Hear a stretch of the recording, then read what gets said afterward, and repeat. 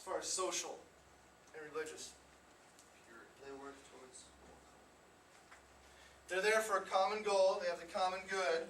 That is where you would insert, okay, after you discuss that, that would be where you insert this. Okay, that's social and religious. And you probably insert, I believe it was document A, we must delight in each other's company, we must work together. You'd put that quote in there. Okay?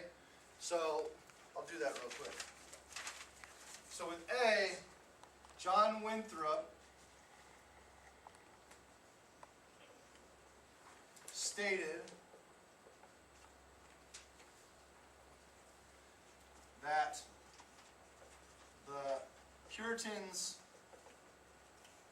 comma, we must, actually you don't need the we. Puritans must delight. Okay, and then you're probably going to quote that whole thing, but for right now I'm just going to put a bunch of dots showing that that's what I want. Okay? In community, in work. Okay? Now, you're going to put doc A at the end. Now, is that enough to just basically quote something? Can you just stop there? No. No. What do you have to do? Good. I knew I liked you for a reason. You're going to explain what it all means. Okay? You're going to explain what that quote means. So now, you have to basically explain how this pertains to the Puritan community. What's a piece of outside information that we haven't really talked about yet, that you could use to explain and show how they wanted to follow the rules, they wanted to work together? Puritan work. The work ethic, Puritan work ethic would be outside information. Something else though. Some type of document that shows their commitment. The Mayflower Compact. Mayflower Compact. Mayflower Compact might help explain that. How they set up a community on faith and religion, and they were going to abide by the rules. So you might explain all these things there. Afterwards, so you're using the quotes to help prove your point, but the key is you've got to have outside information. You've got to have outside knowledge. If you just try to write using the documents and you actually do a really, really good job, the highest grade you can get is a 4 out of 9. So to break into that upper echelon of essays, you've got to bring in outside information. If it's not mentioned in the document, it's outside information. So you notice they didn't mention Puritan work ethic, they didn't mention Mayflower Compact. These documents might jog your memory about that, and it might help you come up with some new ideas as you read them. That's kind of why they're there, is they're there to like help you get ideas, but also help you kind of like prove your point. Another important thing about the Puritans and their communities that so far no one has mentioned. I didn't mention this in the other class. It's something that was unique to New England that other places didn't put an emphasis on. Education, we're doing it right now. Education. Education is a big thing for the Puritans. Big social values, religion, the Bible. I mean, that would be the other thing is when you reference towns. How when you had 50 families, you had to get a school teacher. You had to start promoting education. They wanted everybody to be able to read and write. So here you've got kind of like how Virginia socially is a bit different. And then you're going to come back with how New England is different. Well, what's another difference that basically pertains to women? How are New England and Chesapeake different in terms of women? A lot more. New England is a patriarch. Okay, New England is a patriarchy. That's not spelled right, by the way. You gotta put that on. Yeah. Take out that there. Yeah, good. All right. Anyway, and Chesapeake isn't a matriarchy, but the Chesapeake colonies, women had an unusual degree of independence because in Chesapeake, women were fewer. So they had more say. They called it widowarchy.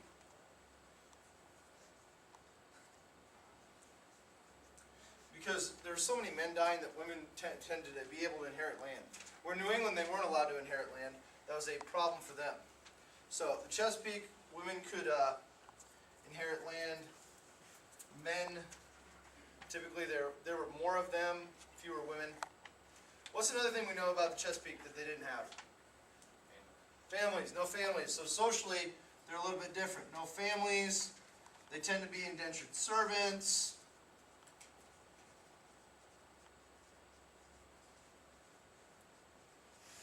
In New England, there's more a sense of equality. Okay, everybody feels like they're on the same page. In the Chesapeake, because of the fact that they grow tobacco, that cash crop, there's a bigger gap between rich and poor, the indentured servants and the planter class. Okay, that might be another thing you mentioned is social divisions.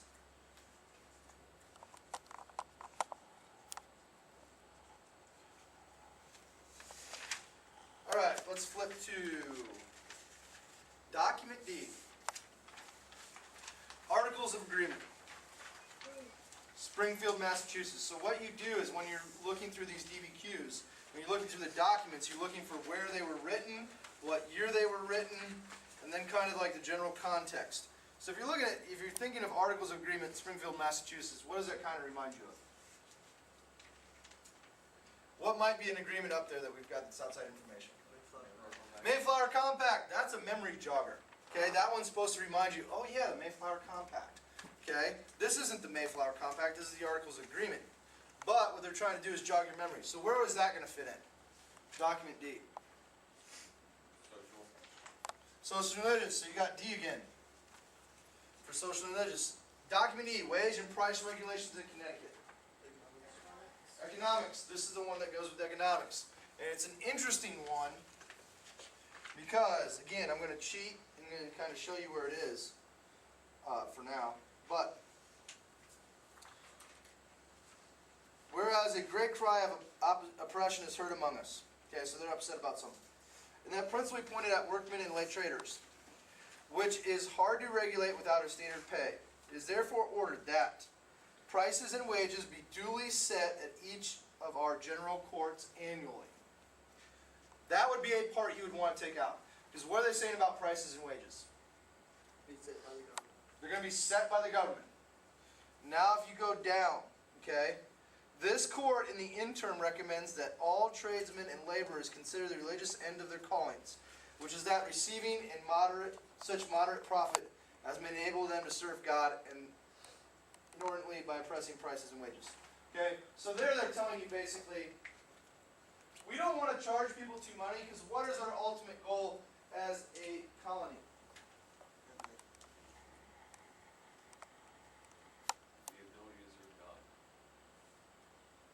The ability to serve God. Okay, probably serving God is what they really want to do. So document E is going to fit under economics. That's their goal. They are focused on not making such a profit. They're not saying, look, you can't make a profit. They're saying the profit doesn't need to be unreasonable. Okay? Basically, you don't need to pay someone $250 million to play baseball. They can get by with $100 million. Okay? They don't need to make an inordinate amount of money. Because here they're focused on the community. How does that differ in terms of the Chesapeake? They're all about the money. They're all trying to make money. So here, in this colony, they're not so focused on making money, whereas in the Chesapeake, they're focused on that single cash crop.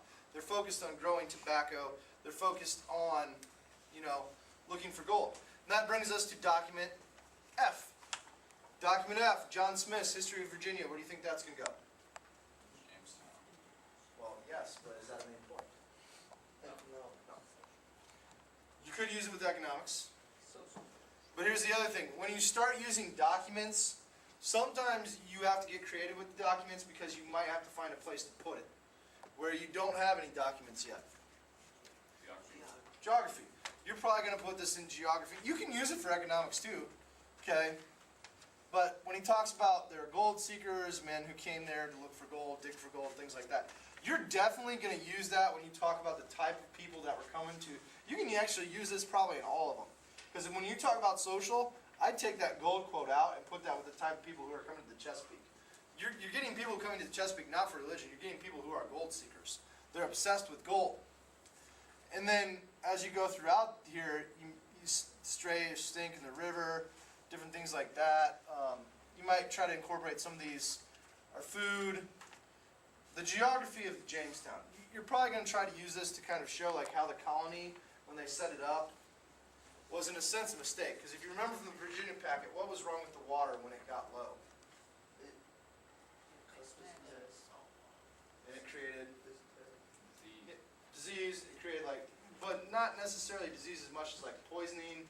They got really sick from drinking it because they said they used the word brackish. It was basically just kind of like dirty, yeah, stagnant. Why did they screw down the river?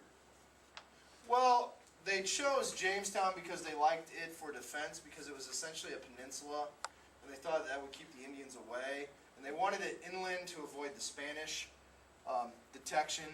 But the problem for Jamestown, and you're going to go into where it was founded, it's founded in a swamp. Okay, and that's going to lead to a whole host of problems. So, with the Jamestown colonists, you've got different things going on there in terms of their geography. It's hot. That's another part of their climate. I mean, they're reliant on a single cash crop. They don't really focus on growing other types of, they're not focused on corn or potatoes or, any other type of vegetable. And then New England, what's New England's climate like? Cold. Rocky soil. That's where they get that work ethic, And that geography is going to influence their economy. Because in the Chesapeake, they're relying on a single crop. In New England, they've got lumber, fishing, shipping, all different kinds. Document G. Berkeley.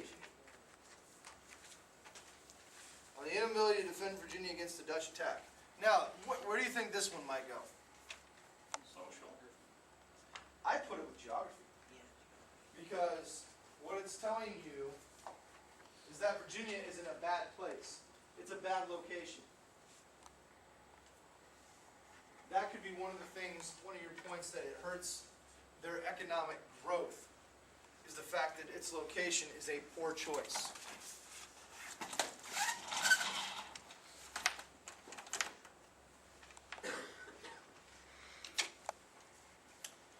So I'd probably put, you could actually probably put F wherever you wanted to. F is kind of like a movable document. G is probably going to go with geography. And then document H, Bacon's Manifesto. From what we know about Bacon's Rebellion was a rebellion of what type of people? Indentured servants against who? Against the government, which was led by the rich people. So that would fit.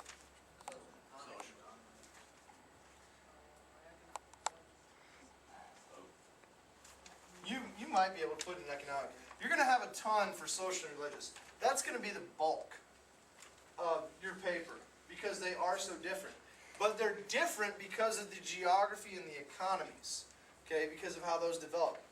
When you look at main points for economy,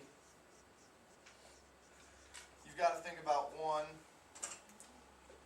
what's New England's economy like, and then what's the Chesapeake economy like. Chesapeake economy, what are they doing? Cash crop, tobacco. What happened when they ran out of soil to grow the tobacco? They grew more tobacco, which meant they needed more land. They needed more land, so they took land from the Indians. That brought them into conflict with the Indians. And producing more tobacco actually had what impact?